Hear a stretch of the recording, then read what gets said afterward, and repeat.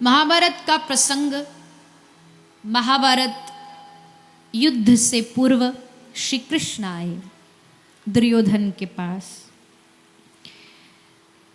मैत्री की राह बताने को, सबको सन्मार्ग फैलाने को, दुर्योधन को समझाने को भगवान हस्तिनापुर आए। भारत के कवि दिनकर साहब की ये कविता है, बड़ी प्रसिद्ध कविता है। पांडव का संदेश हो न्याय अगर तो आधा दो, उसमें भी कुछ बाधा हो तो दे दो केवल 5 ग्राम, रखो अपनी धरती तमाम। दुर्योधन वो भी दे न सका, आशीष समाज का ले न सका, उल्टा हरि को बांधने चला, जो था असाध्य उसे बांधने चला। क्योंकि जब नाश मनुष्य पर आता है तो सबसे पहले विवेक मर जाता है।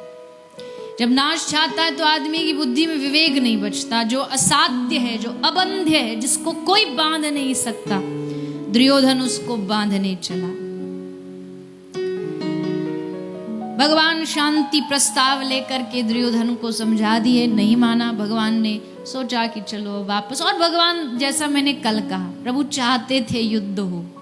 वो तो प्रस्ताव नहीं लेके आते तो फिर लोग कहते कि अंतिम कोशिश नहीं की गई। तो भगवान ने दुनिया को दिखाने के लिए एक अंतिम कोशिश करी। और भगवान चाहते तो थे कि युद्ध हो। कृष्ण न चाहे और युद्ध हो जाए, ऐसा हो सकता है?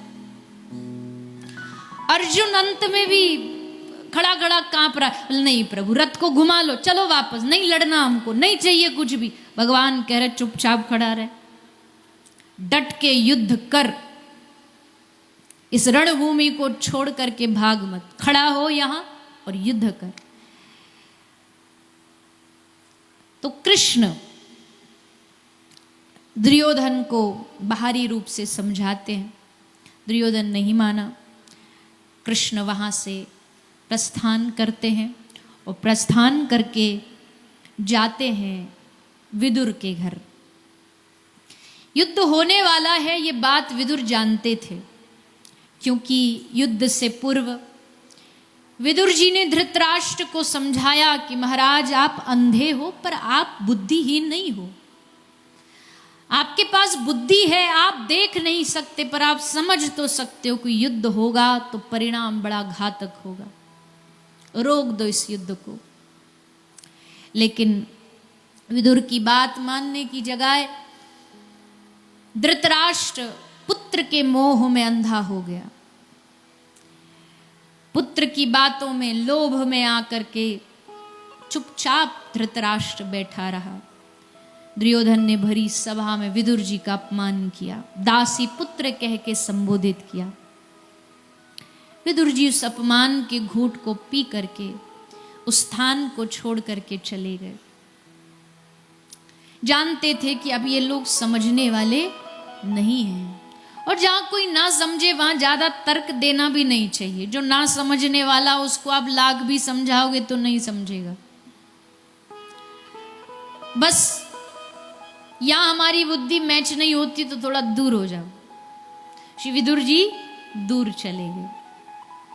जंगल में एक छोटी सी झोपड़ी बनाई और उस झोपड़ी में अपनी पत्नी विदुरानी सुलभा के साथ भजन करने लगे। पति पत्नी ने नियम बना लिया, सुबह उठ करके 3 घंटे चिंतन करेंगे, फिर 3 घंटे भगवान की पूजा अर्चना करेंगे, फलहार करेंगे। बड़ा शुद्ध जीवन दोनों ने बना करके रखा।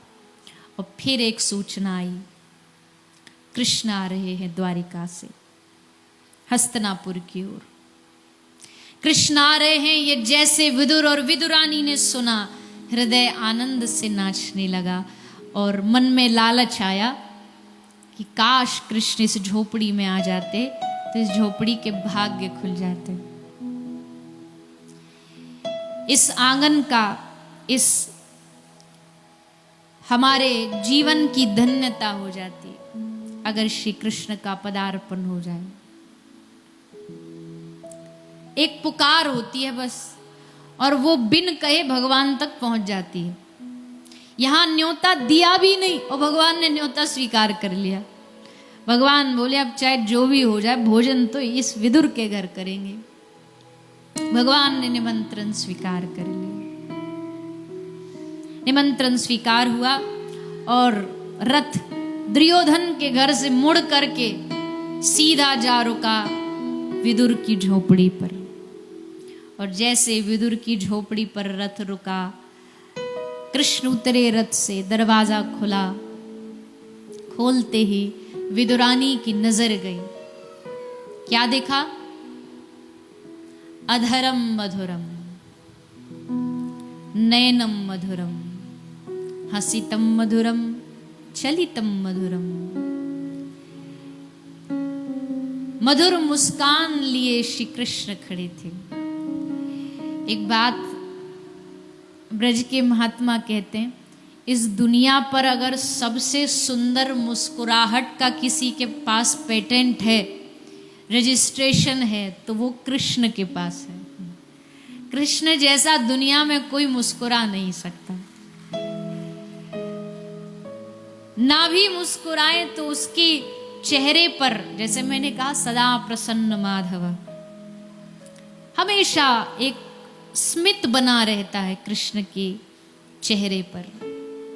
उनकी मधुरता, उनकी मुस्कान संसार के सब सौंदर्यों से परे है।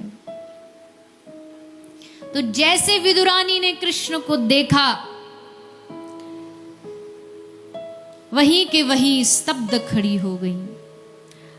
बुद्धि ने काम करना बंद कर दिया, वाणी ने बोलना बंद कर दिया, पांव ने चलना बंद कर दिया। और असल बात तो ये है कि जस्ट वल्लभाचार्य जी द्वारा रचित ये मधुराष्टकम हर रोज गाते भक्त, याद हो जाता है रोज गाते गाते। पर असल में जिस दिन भगवान के स्वरूप को देख लिया ना, तो उस दिन अधरम मधुरम कह के ही जुबान बंद हो जाएगी। अगला शब्द बोल नहीं पाएंगे, जुबान पे ताला लग जाएगा। क्यों? क्योंकि अब सामने चारों ओर वो छा जाएगा, और जब सामने वो छा जाए तो शब्द खत्म।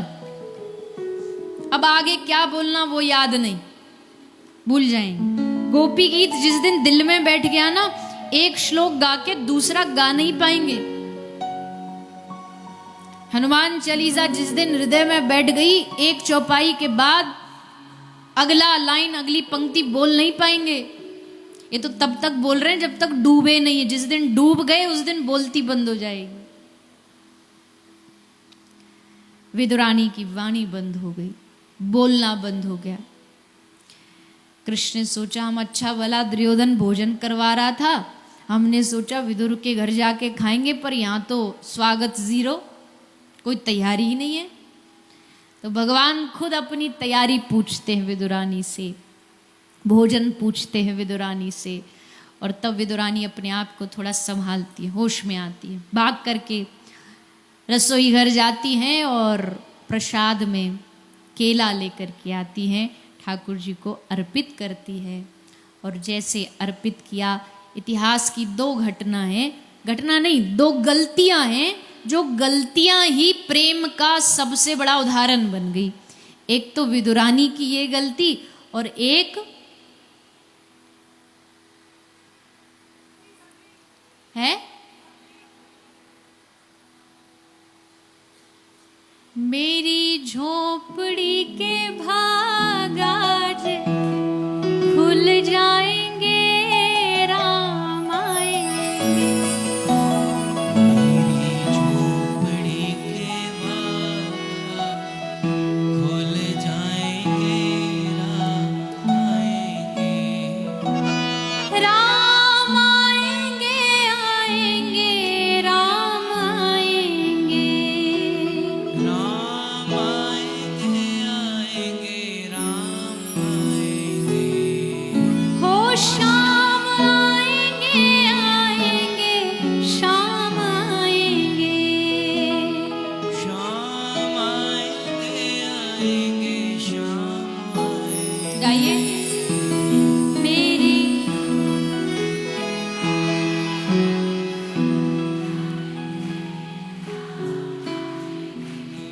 ओ मेरी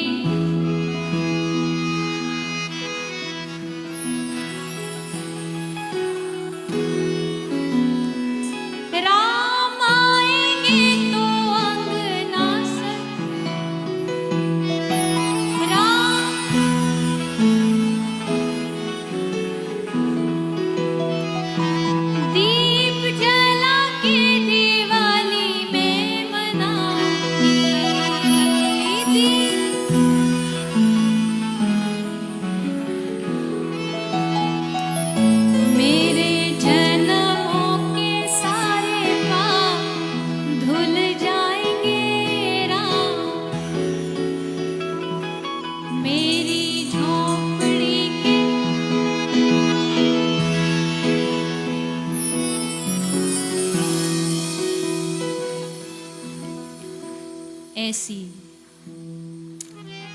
माता शबरी, और आ रहे हैं राम। आ रहे कि नहीं आ रहे? ऐसे लग रहा है सारी दुनिया में इतना उत्साह, इतना उत्साह, हर रोज एक नया उत्साह आ रहा है। आज ये, आज वो, कल वो, सारी दुनिया आनंद में है। देश पहली बार साल में 2 बार दिवाली मनाने जा रहा है। 22 जनवरी पूरा विश्व, पूरा भारत, पूरा विश्व ही नहीं, पूरा ब्रह्मांड दिवाली मनाएगा, पूरा अस्तित्व दिवाली मनाएगा। राम जी का आगमन, प्रभु का आगमन, ये कोई साधारण बात थोड़ी है। तो शबरी ने निहारा राम को, शबरी ने बुलाया राम को और अपनी भूल को इतिहास बना दिया प्रेम ने। लक्ष्मण जी कह रहे भैया ये खाने योग्य नहीं, ये झूठा कर कर के खिला रही। राम जी बोले इसी में तो मजा है, ऐसे तो सबरी दुनिया खिलाती है, सुंदर दुला के और फ्रेश फ्रेश फ्रूट ला करके तो दुनिया खिलाती है, पर ये भाव कहाँ मिलेगा कि कहीं मेरे राम जी को कोई खट्टा फल ना मिल जाए, खट्टा बेर न चला जाए। ये गलती कोई ज्ञानी कर देगा ना तो भगवान माफ नहीं करेंगे, अपराध लगेगा। पर अगर कोई प्रेमी कर देगा तो उसको अपराध नहीं, उसकी गलती इतिहास में प्रेम के नाम से अमर हो जाएगी। तो शबरी और दूसरी तरफ विदुरानी, भगवान ने बड़े भाव से विदुरानी के हाथों से वो प्रसाद पाया, वो फल पाया, वो छिलका पाया। भगवान तृप्त हो गए। विदुरानी ने आज जगत जिनके भीतर समाया है उस जगदीश को तृप्त कर दिया, तो मतलब पूरा जगत तृप्त हो गया। आज भगवान ने विदुर और विदुरानी दोनों पर अपनी भरपूर कृपा लुटाई, क्योंकि जब भक्त अपना भरपूर भाव लुटाता है तो भगवान फिर भरपूर कृपा लुटाते हैं।